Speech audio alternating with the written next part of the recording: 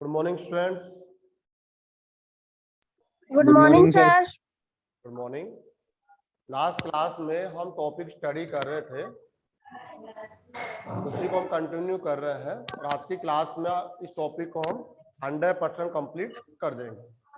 Solution of inverse trigonometric functions. ठीक है, यही हमारा टॉपिक चल रहा है लास्ट 2 क्लास से, और मैंने पहले भी कहा है काफी इंपॉर्टेंट है। जो सेकंड एक्सरसाइज होगा वहां से 101% क्वेश्चन आपको बोर्ड एग्जाम में मिलेगा। आप जानते हैं 2 ही तो एक्सरसाइज है, अब 2 एक्सरसाइज है तो यहाँ से 2 क्वेश्चन आएंगे। तो एक क्वेश्चन फर्स्ट एक्सरसाइज से मिलेगा, एक क्वेश्चन सेकंड एक्सरसाइज से मिलेगा। फर्स्ट एक्सरसाइज से मिलेगा वो थोड़ा शॉर्ट टाइप का क्वेश्चन मिलेगा, छोटे स्कोर का, जो सिंगल मार्क्स का 1 मार्क्स का क्वेश्चन होता है। ठीक है, लेकिन जो 1 मार्क्स का क्वेश्चन है इसलिए आप इसकी इंपॉर्टेंस को कम नहीं कर सकते। क्यों नहीं कर सकते हैं? क्योंकि ये जो यूज है वो सेकंड एक्सरसाइज के अंदर भी होगा, तो वहां पर क्या होगा, 3 मार्क्स का क्वेश्चन होगा, या हो सकता है बोर्ड अपना सिस्टम चेंज कर दे इस बार कोई, तो 4 मार्क्स का क्वेश्चन भी हो सकता है।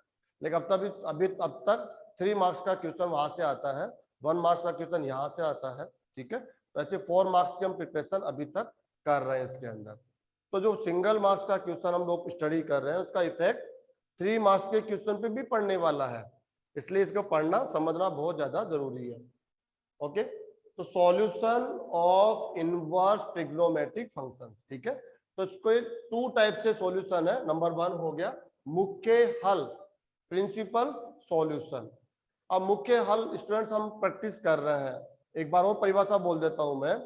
ऐसा हल, ऐसा कोण जो न्यूनतम मान रखता हो, जिसका जो मान है वो क्या हो, न्यूनतम। वो कैसे देखते हैं हम लोग, क्योंकि हमारे पास जब सॉल्यूशन आने स्टार्ट होंगे, हम सॉल्यूशन जब लिखना प्रारंभ करेंगे तो हम देखेंगे अपरिमित सॉल्यूशन हम लिख सकते हैं। नहीं लिखना चाह रहे हो ये वो दूसरी बात हो गई, लेकिन हम लिख सकते हैं इनफिनिट सॉल्यूशन एक इनवर्स ट्रिग्नोमेट्रिक फंक्शन के लिए आप लिख सकते हैं। तो क्वेश्चन ये उठता है इन इनफिनिट सॉल्यूशन में से कौन से सॉल्यूशन को आप प्रिंसिपल सॉल्यूशन का नाम देंगे, मुख्य हल बोलेंगे। तो इसकी परिभाषा क्या कहती है, इन इनफिनिट सॉल्यूशन में से आप देखिए कि कौन सा वो सॉल्यूशन है, कौन सा वो एंगल है। सॉल्यूशन मतलब एंगल, वो कौन सा एंगल है जो इन सब में न्यूनतम है, मिनिमम वैल्यू रखता है। उसका साइन पॉजिटिव भी ले सकते हैं, उसका साइन नेगेटिव भी ले सकते हैं, लेकिन उसकी जो वैल्यू है वो क्या होनी चाहिए, मिनिमम। वो आपका प्रिंसिपल सॉल्यूशन कहलाता है। फिर हम सेकंड पढ़ेंगे, आज की क्लास में पढ़ेंगे जनरल सॉल्यूशन, व्यापक हल। ये बड़ा सिंपल सा है, जितने भी पॉसिबल सॉल्यूशन हो सकते हैं। अभी हमने कहा इनफिनिट सॉल्यूशन, अपरिमित हल, बस सबको एक समूह में लिख दो, वही कहलाता है जनरल सॉल्यूशन। ठीक है, वो लिखना काफी टफ होता है, जब हमें एक सॉल्यूशन लिखने में इतना मुश्किल हो रहा है तो इनफिनिट सॉल्यूशन कैसे लिखेंगे। लेकिन मेरा मानना इससे उल्टा है, आप भी मानेंगे इसको पढ़ने के बाद, वो लिखना ही आसान होता है। इनफिनिट सॉल्यूशन को लिखना ही सबसे ज्यादा आसान है, और ये जो प्रिंसिपल सॉल्यूशन है उसको लिखना उसके साथ कंपेयर करोगे तो मुश्किल आपको लगेगा। ठीक है, तो इसको हम देख रहे हैं, एक क्वेश्चन और लेकर हम प्रैक्टिस करेंगे। कल हमने साइन को लिया, साइन इनवर्स को लिया, टेन इनवर्स को लिया, आज हम कोस इनवर्स को और लेंगे। स्टूडेंट्स, इसके लिए नॉलेज किसकी आवश्यकता पड़ेगी वो देखिए। आप लोगों ने क्या पढ़ा है, sine minus theta is equal to क्या होता है, माइनस साइन थीटा। माइनस के साथ जो व्यवहार है वो हम देख रहे हैं। अगर एंगल माइनस है, आपको इस नेगेटिव एंगल के लिए साइन की वैल्यू लिखने में कोई प्रॉब्लम क्रिएट हो रही है तो क्या कहता है, कोई दिक्कत नहीं है, एंगल नेगेटिव है, ये आपकी एक प्रॉब्लम है। हाँ बिल्कुल है, तो ऐसा करें, अगर ये पॉजिटिव हो जाए तो फिर तो हम आंसर दे देंगे, फिर हमें कोई प्रॉब्लम नहीं है, क्योंकि पॉजिटिव एंगल के लिए साइन की क्या क्या वैल्यू होती है वो हम जानते हैं। तो ठीक है, उसने परमिशन दे दी, तो ऐसा करो कि माइनस को आप एंगल के साथ से हटाकर आप फंक्शन के साथ ले लो। ऐसा हो सकता है क्या? हाँ हो सकता है। क्या ऐसा करने से ये दोनों साइड इक्वल होगी क्या? हाँ बिल्कुल होगी। ठीक है, ऐसा हम लोग यहाँ पर देख रहे हैं। नेक्स्ट देख लीजिए आप, cosec, cosec minus theta is equal to भी होता है माइनस कोसेक थीटा, यहां भी ऐसा ही व्यवहार होता है। फिर हमने पढ़ा tan minus theta is equal to होता है माइनस टेन थीटा, और ऐसे होता है cot minus theta is equal to होता है माइनस कोट थीटा। कुल मिलाकर यहां तक हमने क्या देखा, यदि इन 4 फंक्शंस के लिए एंगल नेगेटिव हो और आपको वो परेशानी उत्पन्न करता हो, तो आप उस माइनस को कहां ले सकते हैं, फंक्शन के साथ, और यदि फंक्शन के साथ माइनस हो तो आप उसको एंगल के साथ भी ला सकते हैं, जैसी आपकी आवश्यकता। इनके लिए तो अलग है। अब एक बच गए, 2 और बच गए। Cos minus theta is equal to होता है कोस थीटा। कुछ स्टूडेंट यहां भी सेम अप्लाई करेंगे, cos minus theta is equal to minus cos theta. नहीं, ये क्या कहता है मेरे लिए, हाँ ये प्लस ही रहेगा। ये क्या कहता है, आप नेगेटिव और पॉजिटिव दोनों एंगल की वैल्यू तो सेम है लेकिन साइन डिफरेंट है। ये माइनस पाई बाई 4 है, ये प्लस पाई बाई 4 है। माइनस पाई बाई 4 के लिए कोस का जो रिजल्ट होता है वही रिजल्ट किसका होता है, प्लस पाई बाई 4 के लिए। ये माइनस यहां नहीं आता, ऐसे कौन हो जाएगा, एक हो जाएगा sec, minus theta is equal to sec theta. ये इन दोनों के क्वेश्चन हमने कल की क्लास तक नहीं लिए हैं, ठीक है। तो हम ले रहे हैं एक एग्जांपल देखिए आप लोग स्टूडेंट्स, फिर हम आगे बढ़ जाएंगे जनरल सॉल्यूशन की तरफ। एग्जांपल देखिए आप, वो कहता है कोस इनवर्स 1/2, ऐसे दे दिया उसने। वो कहता है इसकी वैल्यू ज्ञात कीजिए, इसका मुख्य हल ज्ञात कीजिए, ऐसे कहेगा। प्रिंसिपल सॉल्यूशन, मुख्य हल कह सकते हैं या मुख्य कोण कह सकते हैं, मुख्य मान कह सकते हैं, सबका मतलब एक ही है। ऐसे एक क्वेश्चन है, ठीक है। ओके स्टूडेंट, देखिए आप, सबसे पहले हम लोग, कुछ स्टूडेंट तो डायरेक्ट ही जानते हैं इसका आंसर देंगे। वो क्या करेंगे, कोस की टेबल में चले जाएंगे और कोस की टेबल में आगे बढ़ेंगे, और जैसे ही 1/2 आ जाएगा उस रो में, ऊपर एंगल पढ़ लेंगे। तो बता सकते हो डायरेक्ट आंसर क्या होगा इसका। कोस की टेबल में 1/2 किस एंगल के लिए प्राप्त होता है, 60 degree. Yes, bye bye 60 degree, 60 degree के लिए। वेरी गुड, 60 डिग्री कह सकते हैं। रेडियन में लिखेंगे तो π/3 रेडियन। ये लो, डायरेक्ट ही आंसर हो गया। लेकिन अगर आप आंसर ऐसे नहीं देना चाहते हैं, आप आंसर देना चाहते हैं कैसे, 11th क्लास की मदद से। तो देखो, आपको इसको एक थीटा मानना पड़ेगा। cos inverse 1/2 is equal to theta. ये आपकी 12th क्लास होती है, 12th क्लास है आपकी ये। अब क्या करेंगे, इसको हम 11th क्लास में लेके जाएंगे। cos इनवर्स राइट साइड में जाएंगे तो cos के फॉर्म में चले जाएंगे, तो क्या हो जाएगा, ये cos theta is equal to 1/2 हो जाएगा। cos theta is equal to 1/2, ये cos इनवर्स उधर जाएगा ना, cos थीटा इधर 1/2 है, मैंने साइड चेंज कर दी है। अब आप ध्यान से देखिए, 1/2 इसका साइन पॉजिटिव है या नेगेटिव है, पॉजिटिव। तो ये पॉजिटिव, cos थीटा पॉजिटिव कहाँ होता है, फर्स्ट क्वाड्रेंट में एंड फोर्थ क्वाड्रेंट में। cos थीटा पॉजिटिव कहाँ होगा, फर्स्ट एंड फोर्थ क्वाड्रेंट में। तो हमें पता चल गया कि इसका जो रिजल्ट मिलेगा, थीटा का जो मान मिलेगा, फर्स्ट एंड फोर्थ में मिलेगा, ठीक है। तो हम लोग यूं भी जा सकते हैं ऐसे, आप लोग यूं भी आ सकते हैं, ये दोनों आंसर करेक्ट होंगे।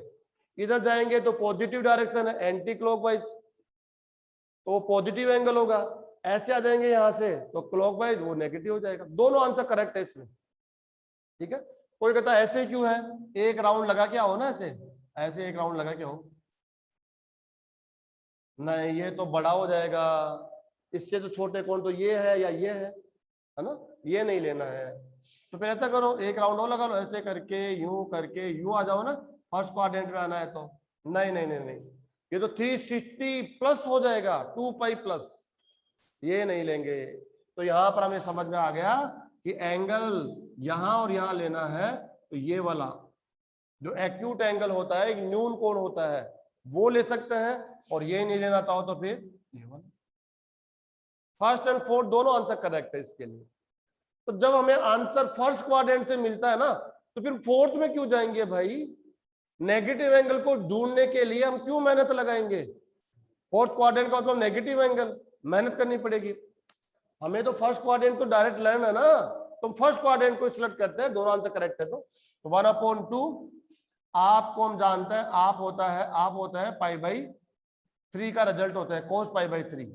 आपको लिख सकते हैं ऐसा हम लोग। अब cos से cos कैंसिल कर दीजिए, तो थीटा इज इक्वल टू π/3 और थीटा का रिजल्ट वापस बोलिए यहां से जो आपने लिया था, ये रहा cos inverse 1/2 is equal to π/3 या 60 डिग्री बोल दो। अगर किसी स्टूडेंट ने इसको -π/3 लिख दिया ये वाला तो भी करेक्ट है, लेकिन फिर भी हमारी चॉइस क्या रहती है कि फर्स्ट एंड फोर्थ में से अगर हमें चूज करना हो, दोनों करेक्ट आंसर हो, तो फिर हम फर्स्ट क्वाड्रेंट को चूज करना पसंद करते हैं। ठीक है, एक दूसरा क्वेश्चन और ले लेते हैं स्टूडेंट्स हम लोग। नेगेटिव वाला उसी के लिए तो हमने लिया ये एग्जाम्पल सी, नहीं तो हम जनरल सॉल्यूशन पे आ जाते अभी तक। तो ये हम लोग इसको थोड़ा सा चेंज कर देते हैं। जैसे हमने कह दिया कोस इनवर्स है, और यहां हमने क्या ले लिया, हमने ले लिया -1/√2। -1/√2 का जो प्रिंसिपल एंगल है वो ज्ञात कीजिए। अब आप कहेंगे कि भाई ये तो पता नहीं है, क्योंकि हमारी जो टेबल है ट्रिग्नोमेट्रिक फंक्शन, आपका रिजल्ट्स डिफरेंट एंगल्स के लिए क्या होता है, वो वहां केवल और केवल पॉजिटिव एंगल्स ही है। ठीक है, और पॉजिटिव एंगल्स के साथ साथ में क्या है, वहां पर जो वैल्यू है, जो रियल नंबर्स मिलते हैं ना 1/2, √3/2 है ना, या 1/√2, ये सब पॉजिटिव ही होते हैं, वहां पर नेगेटिव कोई था ही नहीं। लेकिन यहाँ देखो ये नेगेटिव हो गया, इसका मतलब टेबल आपको डायरेक्ट हेल्प नहीं करेगी। आपकी जो टेबल है ना वो आपको डायरेक्ट हेल्प नहीं करेगी स्टूडेंट। ठीक है, तो देखिए आप लोग इसका आंसर कैसे देंगे, हम लोग डायरेक्ट नहीं दे सकते हैं, तो लेट इसको हम 11th क्लास तक लेकर ही आएंगे। इसको आप थीटा ले लेंगे, हमेशा थीटा ही लेना होता है, क्योंकि इनवर्स ट्रिग्नोमेट्रिक फंक्शन हमेशा एक कोण को रिप्रेजेंट करता है, और कोण का जो साइन होता है उन साइन में से आप कोई साइन यूज कर सकते हैं, जैसे जनरली हम थीटा लेते हैं। Okay, next step, cos inverse को राइट साइड में ले जाओ तो क्या हो जाएगा students, cos theta is equal to -1/√2, -1/√2। अब पहले पता कर लीजिए कि cos थीटा का जो साइन है वो कौन है, नेगेटिव है। वैल्यू तो जो भी कुछ हो छोड़ो, नेगेटिव है। cos थीटा नेगेटिव कौन से क्वाड्रेंट में देता है, होता है सेकंड और थर्ड। सेकंड एंड थर्ड में। एक तो यहाँ नेगेटिव होता है, एक यहाँ नेगेटिव होता है। इन दोनों में से आप चूज करो, आंसर कहां से लेना है, क्योंकि आपको न्यूनतम आंसर लेना है। अब आंसर यहाँ तो हो ही नहीं सकता, ठीक है ना, फर्स्ट एंड फोर्थ में तो आंसर हो ही नहीं सकता। अब सेकंड में आपको आना है तो देखो ऐसे आ सकते हैं, सेकंड में यूं आ सकते हैं आप सेकंड में। इसका यूज मत करना, जो आपकी वर्टिकल लाइन है ना, वर्टिकल लाइन का कभी यूज मत करना यहाँ पर। क्यों, क्योंकि वर्टिकल लाइन को यूज करोगे तो ये फंक्शन है ना यहाँ पर, ये चेंज हो क्या जाएगा, इधर तो कोस है, इधर साइन है, फिर आप कोस को कोस साइन से कैंसिल नहीं कर सकते, कोस कोस से कैंसिल हो जाता है, साइन साइन से हो जाता है, लेकिन कोस इधर इधर साइन, अगर इसका यूज कर लिया तो। इसलिए हम कभी भी इसका यूज नहीं करते, हम लोग यहीं पर आते हैं वे वापस लौटते हैं। एक तो ये एंगल हो सकता है, एक कौन सा एंगल हो सकता है, एक आ गया यो वाला, ये भी आंसर हो सकता है। तो दोनों में चूज करो, पहले तो बताओ फर्स्ट क्वाड्रेंट, ये सेकंड क्वाड्रेंट या थर्ड क्वाड्रेंट, छोटा कौन सा है, ये वाला है, क्योंकि 180 माइनस 180 ये छोटा हो गया, और ये हो गया 180 प्लस ये तो बड़ा हो गया, तो ये है। दूसरा और देखो आंसर, नेगेटिव डायरेक्शन में घूम सकते हो ना आप, कैसे,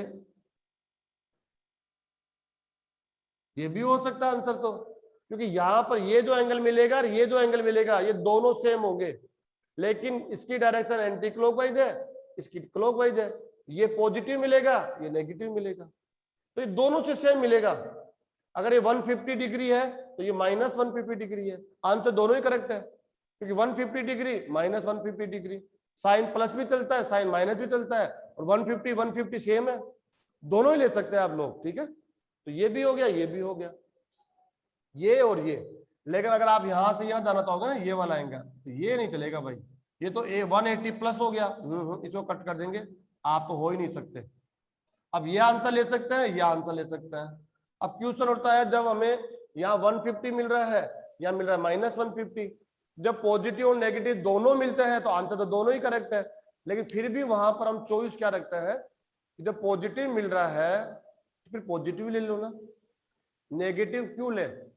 हालांकि आपको मैं मना नहीं करूंगा, आप नेगेटिव लिख सकते हैं, क्योंकि 150 -150 दोनों की वैल्यू सेम है, एंगल सेम है, लेकिन डायरेक्शन डिफरेंट होने की वजह से डायरेक्शन हम कह सकते हैं एक दूसरे के क्या होनी चाहिए, अगेंस्ट होती है, ये एंटी क्लॉकवाइज, ये क्लॉकवाइज। तो डायरेक्शन का डिफरेंस की वजह से उनका जो साइन होता है वो डिफरेंट होता है, एंगल तो 150 इक्वल होता है, तो पॉजिटिव नेगेटिव दोनों चलता है। तो हम लोग इसको सेलेक्ट करेंगे, ज्यादा हमें ये पसंद आया पॉजिटिव वाला, ये भी आंसर है, ये भी आंसर है, ये दोनों में से लेना, तो हमने इसको सिलेक्ट किया। ओके, हमें पता चल गया कि आपका जो एंगल आएगा ना थीटा, वो सेकंड क्वाड्रेंट से आएगा, ये पता चल गया, और 180 माइनस कुछ करके आएगा, ठीक है। ओके, अब दिमाग लगाइए, आप बताओ, आप अगर माइनस को इसके साथ रखते हो तो आपके पास कोई आंसर नहीं है, तो थोड़े से समय के लिए माइनस को इग्नोर कर दो, यहां पर माइनस है ही नहीं, ये लो मैंने छिपा लिया। जब भी माइनस आ जाए उसके साथ ऐसा ही व्यवहार करो, आप माइनस को इग्नोर करो, आप 1/√2 इग्नोर करो माइनस को। अब बताओ 1/√2, और ये तो पॉजिटिव है, और ये तो हम जानते हैं cos 45 डिग्री, कोस के लिए बोलना, ऐसे तो साइन 45 भी हो सकता है ये, लेकिन कोस, लेफ्ट में कोस है तो राइट में भी कोस। बताओ 1/√2 किसका रिजल्ट होता है, cos 45 degree cos π/4 radian, minus अपने चलता रहेगा cos π/4 रेडियन, प्लस को 1/√2 को लिख रहे हैं, माइनस अपनी जगह चल रहा है, हमेशा प्लस का ही रिजल्ट लिख रहा है आपको, माइनस का कभी नहीं लिखना है। माइनस का हमें लर्न भी नहीं है, हमारे पास टेबल भी नहीं है माइनस के लिए, और लर्न करना भी नहीं है आप लोगों को। ओके, अब देखो क्या कोस से कोस कैंसिल हो जाएगा, कोस से कोस कैंसिल हो जाएगा, नो सर, नहीं होगा, नहीं, किसकी वजह से, माइनस माइनस माइनस। अब ये वो फंक्शन है जो माइनस को यहां से एंगल के साथ नहीं ले जाता, देख लो आप, जैसे यहां देखो आप, अगर यहाँ पर माइनस है तो बाहर माइनस नहीं आ रहा है, और बाहर अगर माइनस होता तो वो अंदर नहीं जाएगा। ये कहता है नहीं भाई, इनका व्यवहार और हमारा व्यवहार एक दूसरे के अगेंस्ट है, जैसा ये करते हैं वैसा हम लोग नहीं चलते हैं, ठीक है, हमारे लिए अलग प्रॉपर्टी है। तुम कहें अरे ये आउटसाइड का जो माइनस है अगर वो एंगल के साथ नहीं जाएगा, अब तक तो जा रहा था, कल तक तो जा रहा था, कैसे, माइनस साइन थीटा आया तो हमने लिख दिया एंगल के साथ, माइनस कोसेक आता है तो एंगल के साथ, माइनस टेन आया एंगल के साथ, माइनस कोट एंगल के साथ, तो वहां पर ये माइनस हट जाता था, कैंसिल हो जाते थे, अब नहीं हटेगा ये। तो फिर क्या करेंगे, इसका तरीका है, इस माइनस को हटाने के लिए आप सेकंड क्वाड्रेंट का एंगल, सेकंड क्वाड्रेंट का है ना, इसको कैसे लिखो इस एंगल को, पाई माइनस π/4, देखो आप ये पाई माइनस π/4, तो कौन से क्वाड्रेंट में आ जाएंगे, देखो मैं एंगल को लिखूंगा, मैं पाई माइनस π/4 लिखूंगा इस एंगल को। लेकिन जैसे ही मैं एंगल इसको रिप्लेस करूंगा इससे, तो ये तो फर्स्ट क्वाड्रेंट का एंगल है, ये कौन से क्वाड्रेंट का एंगल हो गया, सेकंड क्वाड्रेंट का, और सेकंड क्वाड्रेंट में कोस फंक्शन का साइन क्या होता है, माइनस, तो माइनस साइन आएगा, ऑलरेडी माइनस है, एक माइनस और आया तो क्या हो जाएगा, प्लस हो जाएगा cos पाई माइनस π/4, क्योंकि मैंने फर्स्ट क्वाड्रेंट के एंगल को रिप्लेस कर दिया किससे, सेकंड क्वाड्रेंट के एंगल से। और कैसे किया, देखो यहां से देखो आप, ये यहां से यहां तक आए पाई, और वापस कितना जाना होता है, उतना ही जाना होता है जो फर्स्ट क्वाड्रेंट का एंगल है, उतना ही वापस जाते हैं, उतना ही आगे जाते हैं, आगे जाना हो तो उतना ही जाना है, पीछे आना हो तो उतना ही जाना है, जो फर्स्ट क्वाड्रेंट का एंगल है π/4 है ना, तो ये होगा पाई माइनस 1। अगर हम लोग ये वाला यूज करते हैं ना, ये वाला, तो देखो ये माइनस पाई और माइनस पाई बाई 4, क्योंकि ये नेगेटिव डायरेक्शन है, माइनस पाई बाई 4। अगर हम ये यूज करें तो minus pi plus pi by 4, ये तो नेगेटिव डायरेक्शन है, ये तो नेगेटिव, लेकिन ये पॉजिटिव हो गया। ऐसे सबको समझना पड़ेगा। अगर हम ये यूज करें तो pi plus pi by 4, positive direction, pi यहां तक और प्लस पाई बाई 4। प्लस में हमेशा पाई बाई 4, माइनस में पाई बाई 4, क्योंकि ये पाई बाई 4 है। अगर ये पाई बाई 3 तो पाई बाई 3। लेकिन ये प्लस कैसे हो गया, ये समझने की जरूरत है। देखो ये पाई बाई 4 फर्स्ट क्वाड्रेंट का एंगल था, हमने इसको रिप्लेस किया सेकंड क्वाड्रेंट के एंगल से। कैसे? पाई माइनस, ये पॉजिटिव डायरेक्शन है तो हो गया प्लस पाई, ये हो गया आपका नेगेटिव डायरेक्शन, क्लॉकवाइज हो गया ना यहाँ से, तो minus pi by 4। Second quadrant के एंगल से रिप्लेस करेंगे तो आपका जो फंक्शन है वो कौन से क्वाड्रेंट में आ गया?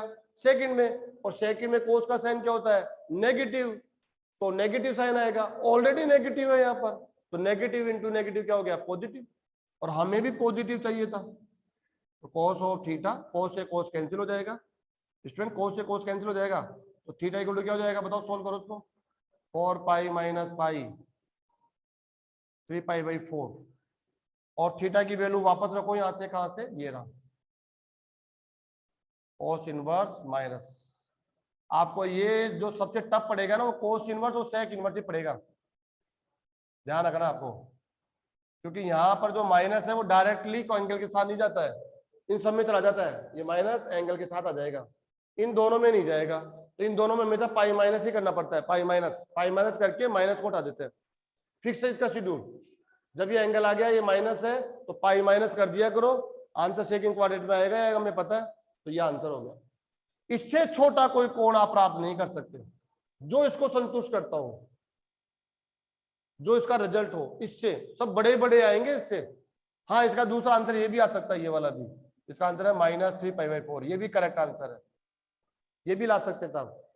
ये दोनों इसके करेक्ट आंसर है, लेकिन हम ज्यादातर पॉजिटिव देना पसंद करते हैं। जब नेगेटिव और पॉजिटिव दोनों सेम हो, दोनों की वैल्यू इक्वल हो, तो हम पॉजिटिव को देना पसंद करते हैं। ठीक है, चलो ये हमारा हो गया प्रिंसिपल सॉल्यूशन हो गया।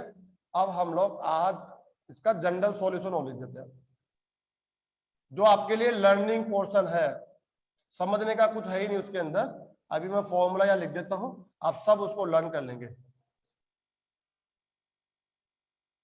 और लर्न क्यों करना पड़ेगा, इसका एक कारण है। 11th क्लास में आपने एक लेसन पढ़ा, ट्रिग्नोमेट्रिक फंक्शन। ट्रिग्नोमेट्रिक फंक्शन में हमने क्या किया था, एक लास्ट के अंदर एक एक्सरसाइज को छोड़ दिया था, ट्रिग्नोमेट्रिक इक्वेशंस। ट्रिग्नोमेट्रिक इक्वेशन को हमने क्यों छोड़ा था? क्योंकि उसको 60% से बाहर रखा गया था। तो ट्रिग्नोमेट्रिक इक्वेशंस का ही ये टॉपिक, अगर हम उसको पढ़कर आते तो फिर मैं आपको ये नहीं बोलता भाई इसको लर्न करना पड़ेगा, क्योंकि ये ऑलरेडी आपको पता होता। अगर हम उसमें 4-5 दिन, एक सप्ताह का टाइम दे देते वहां पर, तो फिर ये आपके पास में उस समय आप लर्न करके आ जाते, समझ में भी आ जाता आपको, और लर्न करके आपके पास आज होता है ये। तो मुझे भी इतना ज्यादा समस्या नहीं होती, आप तेजी से समझ लेते थे इसको। तो ठीक है, मैं लिख रहा हूं इसमें। दूसरा जो सॉल्यूशन होता है व्यापक हल। व्यापक हल का मतलब ही होता है सभी हलों को लिखना,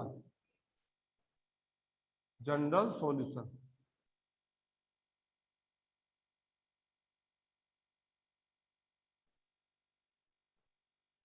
ठीक है, सभी हलों का समुच्चय। ये लो, जितने भी सॉल्यूशंस उस इनवर्स ट्रिग्नोमेट्रिक फंक्शन के लिए डिफाइन है, उन सबको आपको एक समूह के रूप में लिखना होता है, एक समूह बना के लिखना होता है। उनको हम कहते हैं जनरल सॉल्यूशन। ठीक है, परिभाषा लिख देता हूं मैं। प्रतिलोम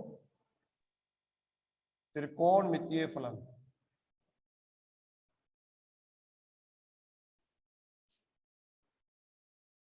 इसको और करता हूं मैं, दिए गए, आपको कुछ ना कुछ तो मिलेगा ना, एक इनवर्स ट्रिग्नोमेट्रिक फंक्शन मिलेगा, दिए गए प्रतिलोम त्रिकोणमितीय फलन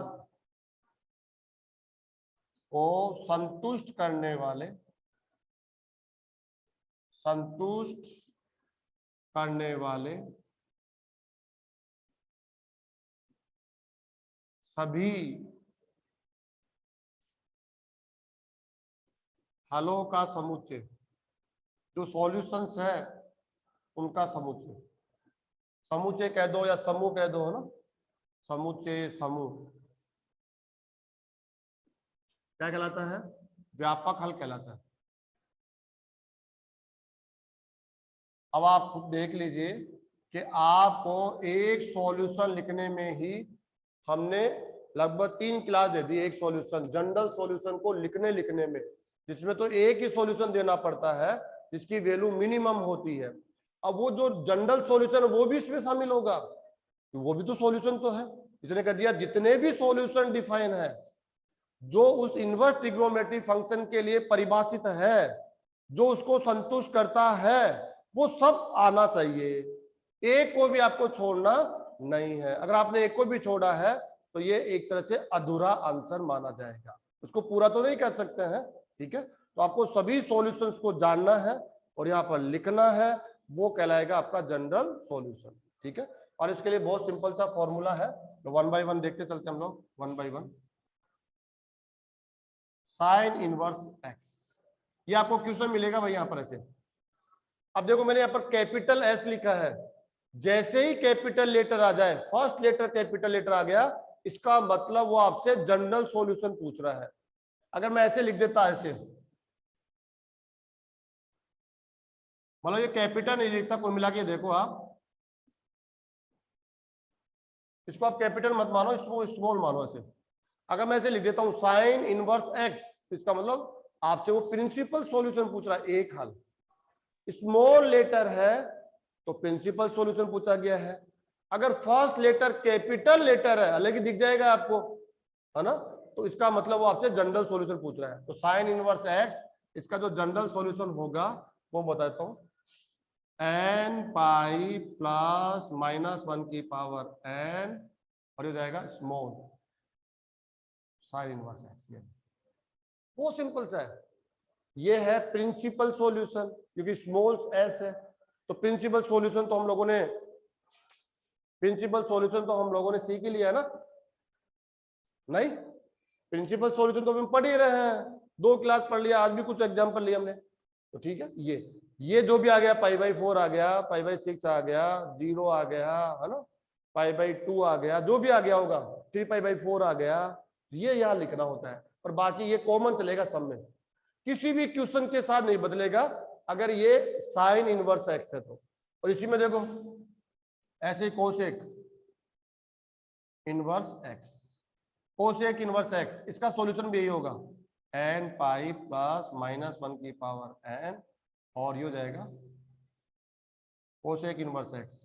ये स्मॉल सी है भाई, कोसेक स्मॉल सी, ये स्मॉल एस, ये लो, दोनों में सेम आंसर आएगा। ओके, नेक्स्ट आ जाते हैं, सबको लर्न करना पड़ेगा। ये n पाई प्लस -1 की पावर n, ये जो टर्म्स है ना, ये आपको इंक्लूड करना पड़ेगा। अच्छा, n कौन है, इसके लिए बता देता हूं मैं। जहां n belongs to i, integers है, n आप क्या है, इंटीजर, 0 1 2 3 4 5, है ना, -1 -2 -3, ये सबको लर्न कर लेना है, लर्न करके लिखना है। आपको जो कैलकुलेशन इसी की करनी है, और बाकी इनमें कभी चेंज नहीं होगा, ये रहेंगे ही रहेंगे। ठीक है, अब कोई पूछे कि इनफिनिट सॉल्यूशन कैसे हो गई है, इनफिनिट, n की वैल्यू क्या रखेंगे यहाँ पर, 0, फर्स्ट सॉल्यूशन, फिर क्या रखेंगे, 1 रखो यहाँ पर, सेकंड सॉल्यूशन, ये 2 रखेंगे, थर्ड सॉल्यूशन, 4 रखेंगे, है ना, ऐसे सॉल्यूशन, -1 -2 -3 रखते चलो। n आप इनफिनिट नंबर है, इंटीजर्स को देखो ना, इनका एंड कभी नहीं होगा, तो आप देखेंगे सॉल्यूशन का भी कोई एंड नहीं होगा, इनफिनिट सॉल्यूशन आते ही जाएंगे। लेकिन आपको निकालना नहीं है, बस ऐसे लिख के जाना है, ये निकालना आपको, प्रिंसिपल सॉल्यूशन जो भी आ रहा है ये निकालना है, यहाँ रख देना है और फॉर्मूला अप्लाई कर देना। नेक्स्ट हो देखो स्टूडेंट साहब, cos inverse x, capital C है, इसका मतलब उसने जनरल सॉल्यूशन पूछा है, ये होता है 2n pi plus minus cos inverse x. ये जनरल सॉल्यूशन है और ये प्रिंसिपल सॉल्यूशन है, ये निकालना पड़ेगा या रखना पड़ेगा, ये कंटिन्यू चलेगा आपका। इसके बाद में आ जाएगा सेक इनवर्स एक्स, ये भी यही कंटिन्यू होगा, 2n pi plus minus sec inverse x. ये लो भाई, दोनों के लिए सेम होता है। एन के बारे में वही बात कहेंगे, n belongs to I, n belongs to I. आप इंटीजर है, एन लास्ट ये आ जाएगा 10, ten inverse x capital T है, इसका मतलब जनरल सॉल्यूशन पूछा गया है, तो क्या हो जाएगा ये n pi plus tan inverse x. बहुत सिंपल सा है, n pi plus tan inverse x. फिर कौन हो जाएगा, कोट आ जाएगा students, cot inverse x is equal to हो जाएगा n pi plus cot inverse x. N के बारे में इंटीजर है, बिलोंग्स टू आई। स्टूडेंट सबको लर्न कर लेना है, कैलकुलेशन आपको यही करनी है। ये जनरल सॉल्यूशन प्रिंसिपल सॉल्यूशन है, ये भी प्रिंसिपल जो मिनिमम होता है वो यहाँ रखना है। यहाँ भी प्रिंसिपल सॉल्यूशन है, देखो ये प्रिंसिपल सॉल्यूशन, जो मिनिमम एंगल है वो आपको कैलकुलेट करना है, वो यहाँ पुट कर देना है, बाकी यूं का यूं आपको कॉपी कर देना है बस। उसे जनरल सॉल्यूशन पूछा तो सबसे पहले आप प्रिंसिपल सॉल्यूशन निकालना, और प्रिंसिपल सॉल्यूशन आपको फिर अप्लाई कर देना। अगर ये वाला साइन इनवर्स है तो फिर ये फॉर्मूला अप्लाई करके यहाँ रख देना, तो बाकी इनमें कोई चेंज मत करना। इनमें कोई चेंज नहीं होगा, यूं का यूं कॉपी होंगे। केवल ये जो रिजल्ट आप निकाल रहे हो प्रिंसिपल सॉल्यूशन, वो आपको सेकंड स्टेप में कंप्लीट कर देना है, लेकिन पहले ये कैलकुलेशन करनी पड़ेगी आपको जो आप लोगों ने करी है। कितना आसान सा है। इसी के साथ हमारा ये वाला फर्स्ट जो एक्सरसाइज है वो पूरा होता है। ठीक है, मैं एक एग्जांपल देके और आपको एक्सप्लेन कर देता हूँ इनको रखते हुए।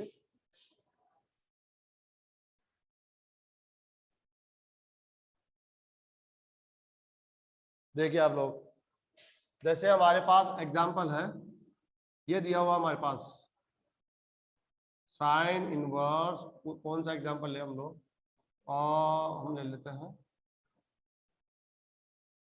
-1 ले लेते हैं, -1।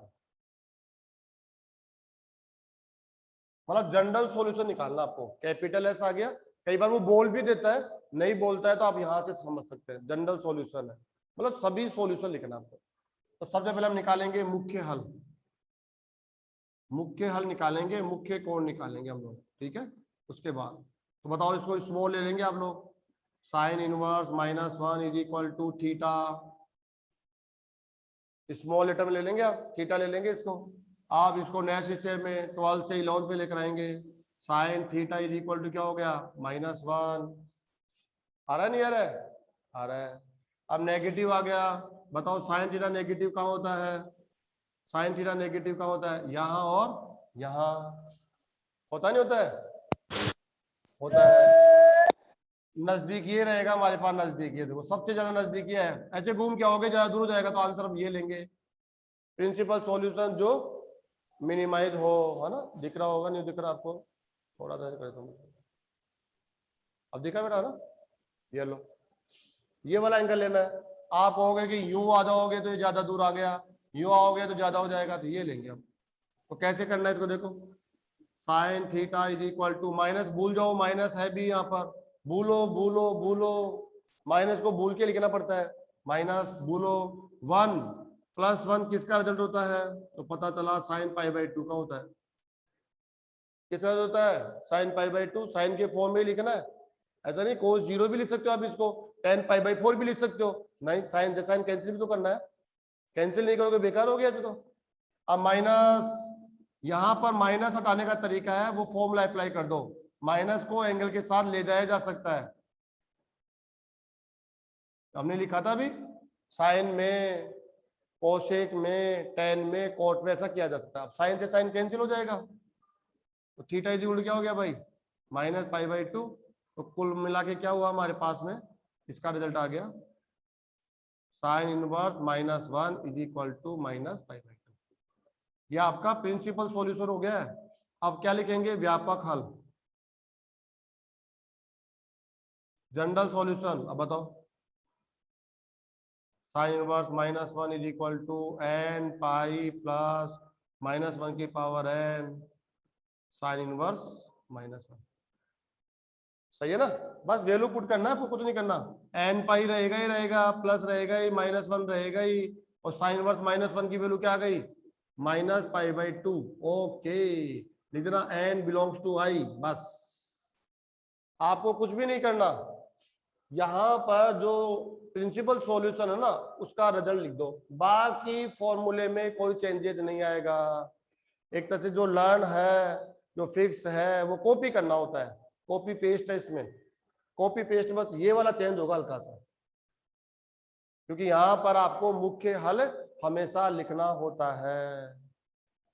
समझ में आया नहीं आया आपके, है ना। एक और एग्जांपल दो, चलते चलते बताता हूँ, देखो आपको मैं। और देखो, जैसे मान लो यह आ गया आपका cos इनवर्स 1 आ गया, सोचो एक बात, cos इनवर्स 1 और एक कैपिटल सी है, इसका मतलब क्या हो गया, जनरल सॉल्यूशन पूछ रहा है आपसे, तो सबसे पहले हम क्या लिखेंगे, मुख्य हल लिखेंगे भाई सबसे पहले, और मुख्य हल लिखना ही इंपॉर्टेंट है। cos inverse 1 is equal to theta, चलो उधर चलो, cos theta is equal to 1, अरे तो पॉजिटिव है, कहाँ होगा पॉजिटिव, यहाँ यहाँ, तो ये वाला आंसर लेंगे हम। तो cos थीटा, ये तो डायरेक्ट लाइन है हम लोगों को, cos 0 का रिजल्ट होता है cos 0, या तो माइनस है ही नहीं, समस्या ही नहीं है, तो theta is equal to 0 degree या 0 रेडियन, ये हो गया। थीटा का मान वापस रखो, cos inverse 1 is equal to 0। अब लिखेंगे व्यापक हल, व्यापक हल, बताओ क्या फॉर्मूला होता है, cos इनवर्स क्या था अपना, 1 is equal to 2n pi plus minus cos inverse 1, ठीक है ना। अब ये cos इनवर्स 1 को हटा दो यहाँ पर, और ये क्या रहा था 0 डिग्री, बस आंसर आ गया, जिसको हम 2n पाई बोलेंगे, प्लस माइनस 0 डिग्री मतलब ही नहीं है, 2n पाई हो गई, सीधा सीधा। n belongs to I, n आपको ना इंटीजर, मतलब आपको एक तरह से देखा जाए तो यहाँ पर जो 90% जो वर्क है वो है प्रिंसिपल सॉल्यूशन लिखना, मुख्य हल लिखना, इसीलिए हमने मुख्य हल को ज्यादा समय दिया है।